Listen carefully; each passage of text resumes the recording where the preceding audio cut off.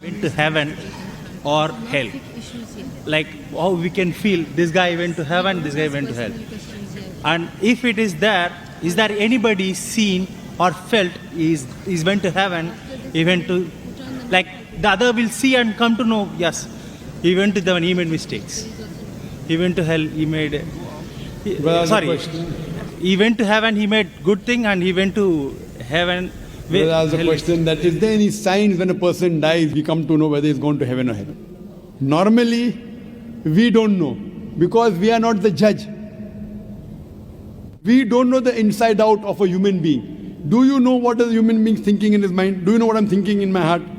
So that's the reason we cannot be the judge. The best person is the person who is the master of the day of judgment, that is our Creator Almighty God.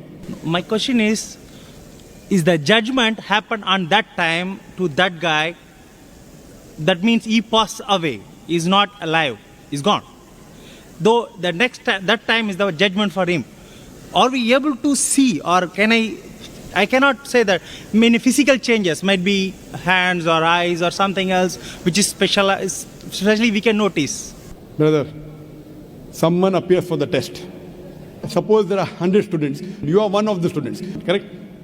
Now, when you stay for the full year, you come to know this student is intelligent, this student is average, this student is weak.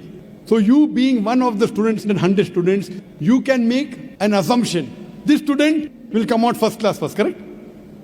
This student will get second class. That student will fail, correct? Can you make or not?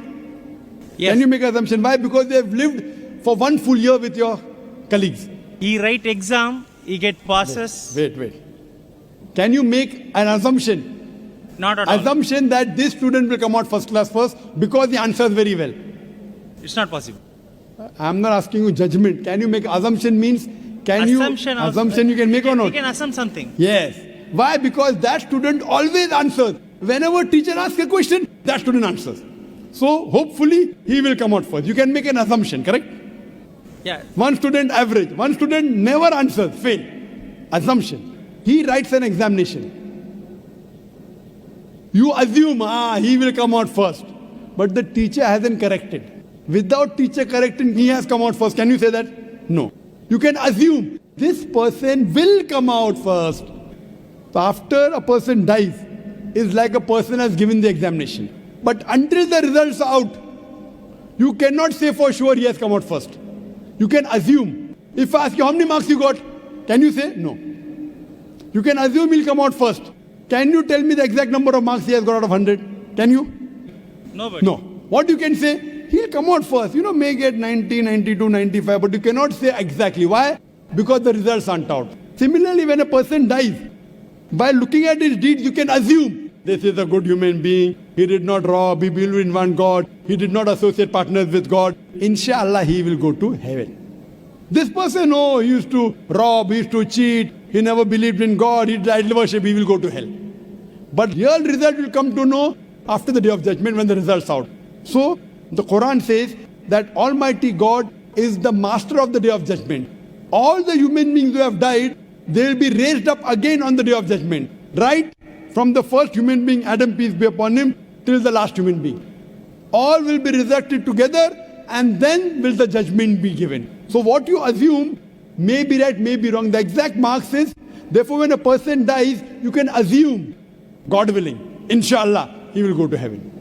God willing, inshallah, this person, used to do shirk, he used to associate partners, he used to rob, he used to rape, he used to cheat, he will go to heaven. You can assume. Similarly, if God wants to forgive someone, shirk he will never forgive.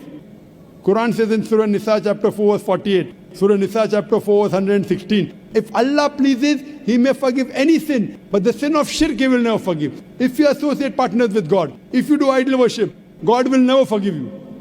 So I as a person can only say 100% a person will go to hell as if he has done shirk.